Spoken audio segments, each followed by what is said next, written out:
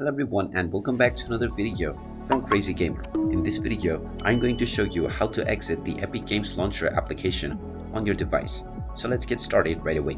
First of all, it is important to note that the Epic Games Launcher is set to launch by default when your Windows starts up, which means that it is always running in the background, and sometimes this might take some more memory from your device, causing your device to run slower. So if you wish to fix this, then every time you boot your PC, you will need to exit the Epic Games Launcher. If you click on the close button from the launcher, the application might look like it just closed. However, it is still running in the background.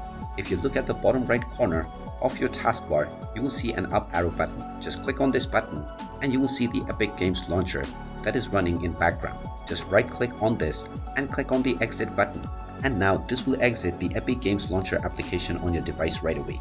If you wish to set it up so that the app doesn't start up automatically when you open up your device, then press the Ctrl Alt and Delete button from your keyboard and then click on Task Manager.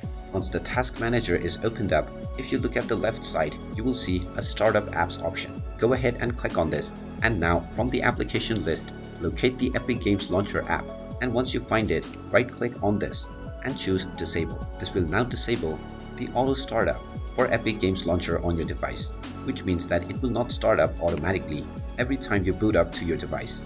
And there you have it. That is how easy it is to exit the Epic Games Launcher app on your device. If you find this video helpful, make sure you hit that like button and subscribe to our channel if you haven't done so already. Also ring that notification bell to never miss another update from us. Thank you for watching, and I will see you again in the next video.